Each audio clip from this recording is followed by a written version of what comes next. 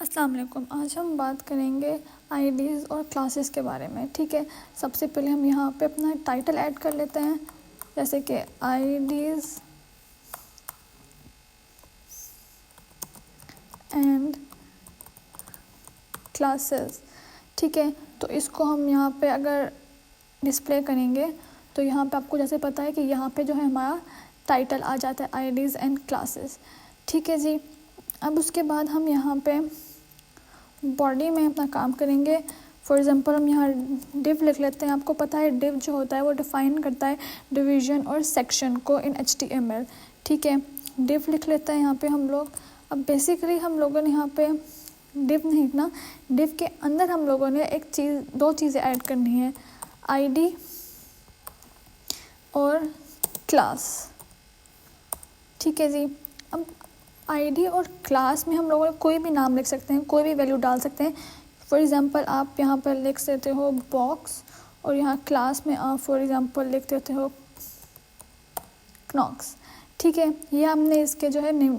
अब आईडीज़ और क्लासेस का मतलब क्या होता है बेसिकली, इसका आसान मतलब मैं आपको बताती हूँ। जब भी फॉर एग्ज़ाम्पल कोई बच्चा पैदा होता है तो आप उसको नाम देते हो। ठीक है, तो जो नेम होता है उसका वो उसकी आइडेंटिटी होती है। ठीक है, उसकी आइडेंटिटी होती है, वो उस नाम से पहचाना जाता है। ठीक है, अब फॉर एग्ज़ाम्पल कोई एनिमल है। ठीक है, अब बहुत से एनिमल्स होते हैं। ठीक है, लेकिन आप कोई पेट पालते हो तो उसको एक स्पेसिफिक आप नाम देते हो। ठीक है, तो इस तरह हम जो है इसको डिनोट करेंगे आईडी और क्लास को। अब सबसे पहले हम लोग आईडी को देखते हैं कि बेसिकली आईडी होता क्या है। आईडी जो होती है हम उसमें एक ही नाम निकाल सकते हैं, एक ही एलिमेंट को हम लोग नाम दे सकते हैं। क्या फॉर एग्ज़ाम्पल अब किसी भी वेबसाइट में बहुत सी डिफरेंट किस्म की आईडीज़ होंगी। ठीक है, लेकिन जो हमारा वेब पेज है उसमें हम लोग एक ही आईडी बनाएंगे और उसका एक ही नाम लिखेंगे। जैसे फॉर एग्ज़ाम्पल आपके घर में कोई बच्चा होगा। ठीक है, तो वो एक ही नाम का बच्चा होगा। फॉर एग्ज़ाम्पल आपके घर में अली है कोई। ठीक है, तो वो एक ही होगा। ठीक है, बहुत सारे अली नहीं होंगे। ठीक है, फिर वरना जो हम कंफ्यूज हो जाएंगे। ठीक है, तो आईडी जो है ना बेसिकली आइडेंटिफायर होता है, आइडेंटिफाई करने के लिए होता है एक ही चीज़ को। ठीक है, अब हम क्लास की तरफ जाते हैं तो हम क्लास जो है वो डिफरेंट नामों की होती है। फॉर एग्ज़ाम्पल हम लोगों को एनिमल है। ठीक है, एक डॉग है। अब वहाँ पे हर किस्म के डॉग्स होंगे। ठीक है, तो वो क्लास होगी।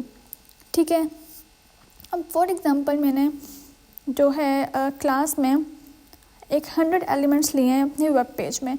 ठीक है, और उन एलिमेंट्स को मैंने एक ही जो है वो बैकग्राउंड देना है, एक ही कलर का। ठीक है, अब मैं टाइम वेस्ट करने के लिए वो डिफरेंट उसके नाम बनाती जाऊंगी, तो उससे बेहतर है कि मैं क्लास में उसका एक ही नाम पुट कर दूं और फिर उसके बाद उसको एक ही एलिमेंट दे दूं। ठीक है, अब इम्प्लीमेंट हम लोग जो है वो CS में करेंगे ताकि वो आपको आगे जाकर फिर उसके अच्छी तरीके से समझ आ जाएगी।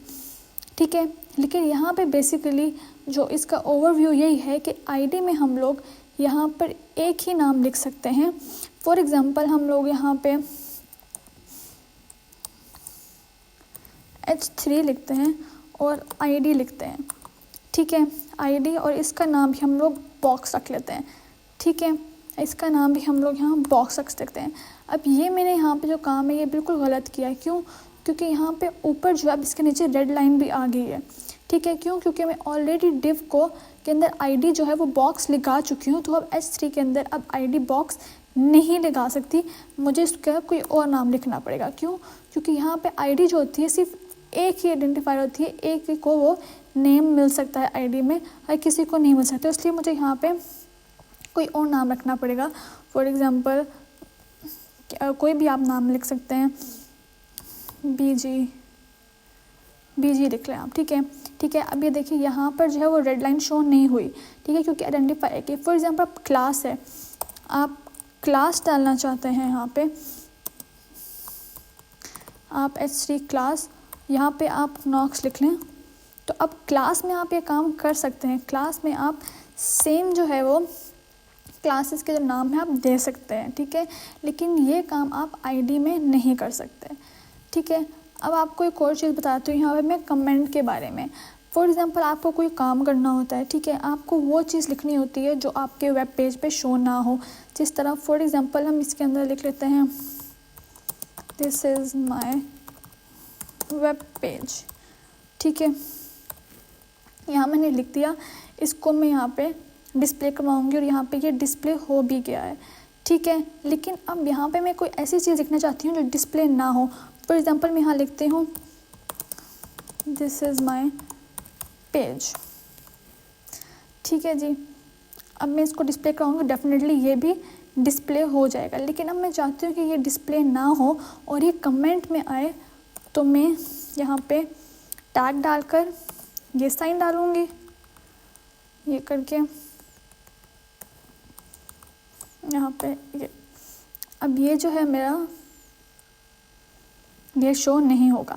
अब बेसिकली हम कमेंट कहाँ यूज़ करते हैं? फॉर एग्ज़ाम्पल आपने वेब पेजेस बनाने होते हैं और काफ़ी ज़्यादा आपने इसके अंदर कोडिंग करनी होती है, काफ़ी ज़्यादा आपने यहाँ पे टैग्स के और सब लिखना होता है, ठीक है। तो आप मिक्सअप हो जाते हो कि ये वाला कौन सा पार्ट था, ये कौन सा पार्ट था। फॉर एग्ज़ाम्पल आपने पहले होम पेज बनाया है, फिर आपने अबाउट अस बनाया है, इस तरह। तो आप वहाँ पे कमेंट यूज़ कर सकते हो उसके सेक्शन देने के लिए कि फॉर एग्ज़ाम्पल आपका होम पेज है, आप होम पेज लिख लोगे, ठीक है। आपका जब पे होम पेज यहाँ से आपका जो है वो सारा होम पेज है, ठीक है। अभी आपका यहाँ पे होम पेज ख़त्म हुआ है, तो यहाँ पे आप कमेंट का टैग लगाकर फॉर एग्ज़ाम्पल आपने शुरू करना है अबाउट अस लिख के आप यहाँ पे इसको करके इसके आगे जो है आप अपना अबाउट अस का जो है वो काम शुरू कर सकते हो। तो इसके लिए आप जो है वो जो है कमेंट यूज़ कर सकते हो कि वो चीज़ जो शो ना हो, वो चीज़ जो डिस्प्ले ना हो, उसको हम लोग कमेंट के तौर पर यूज़ करते हैं।